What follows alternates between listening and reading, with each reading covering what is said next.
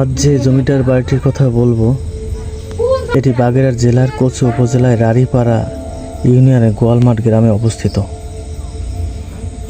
জমিদার রায় বাহাদুর মহাদেব ঘোষের বাড়ি স্থানীয়ভাবে রায় সাহেবের বাড়ি নামে পরিচিত।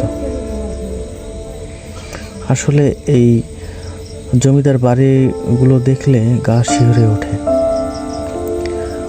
মনে হয় এই মানুষগুলো আগে কিভাবে ছিল, কিভাবে অত্যাচার করত, কিভাবে মানুষেরকে শুষে নিত, এই সমাজ তাদের কিভাবে নিত, এটা জানতে বড়ই মন চায়। তাই ছুটে এলাম আজ রায় বাহাদুর বাড়ি দেখতে।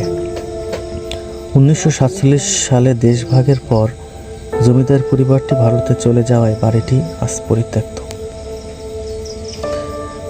রায় বাহাদুর মহাদেব ঘোষ তিনি অত্যন্ত উচ্চ শিক্ষিত হওয়া সত্ত্বেও তৎকালীন সমাজে অত্যন্ত প্রতাপশালী, অহংকারী এবং অত্যাচারী হিসেবে পরিচিত ছিলেন।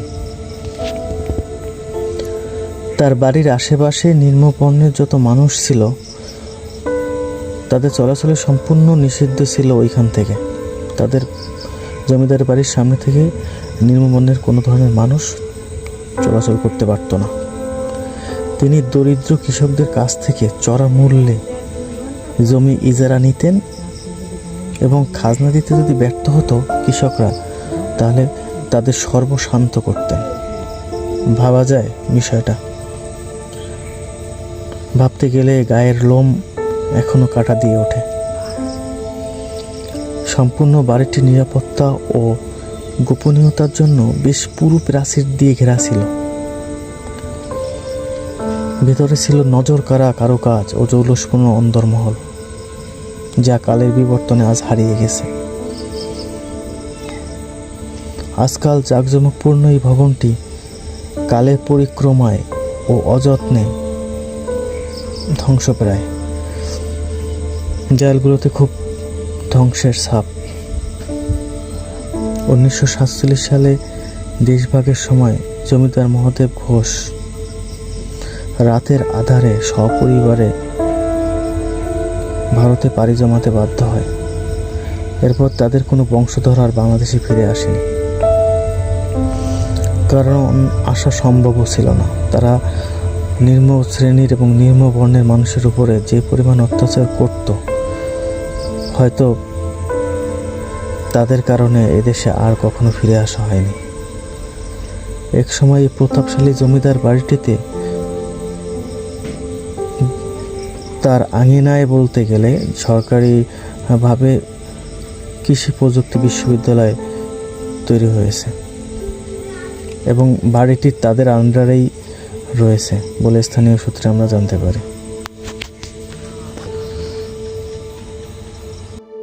উপনিবেশিক আমলে এই অঞ্চলের অন্যান্য অনেক প্রতাপশালী জমিদারের মতো রায় বাহাদুর মহাদেব ঘোষও নিজের এলাকায় একক আধিপত্য ও কঠোর শাসন কায়েম করেছিলেন। তবে লোকমুখে এবং স্থানীয় ইতিহাসে প্রজাদের উপর তার লাঠিয়াল বাহিনীর অত্যাচার ও নানা বিবরণ প্রচলিত রয়েছে। জমিদারি শাসন টিকিয়ে রাখতে মহাদেব ঘোষের একটি বিশ্বস্ত ও নিষ্ঠুর লাঠিয়াল বাহিনী ছিল। কোনো প্রজা যদি জমিদারের আদেশ অমান্য করত বা প্রতিবাদ করার চেষ্টা করত, তবে লাঠিয়াল বাহিনী দিয়ে তাদের উপর প্রকাশ্য দিবালোকে শারীরিক নির্যাতন চালানো হতো, চাবুক পেটা করা হতো, কান ধরে উঠবস করানো হতো, কিংবা গ্রাম থেকে বিতাড়িত করার মতো ঘটনাও ছিল নিত্যদিনের বিষয়।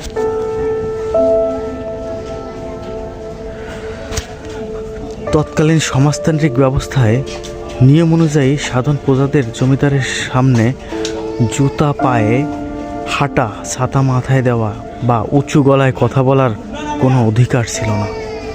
ভাবা যায়, মহাদেব ঘোষের বাড়ির সামনে দিয়ে যাওয়ার সময় সাধারণ মানুষকে জুতা হাতে নিয়ে এবং ছাতা বন্ধ করে অত্যন্ত নিচু হয়ে যাতায়াত করতে হতো।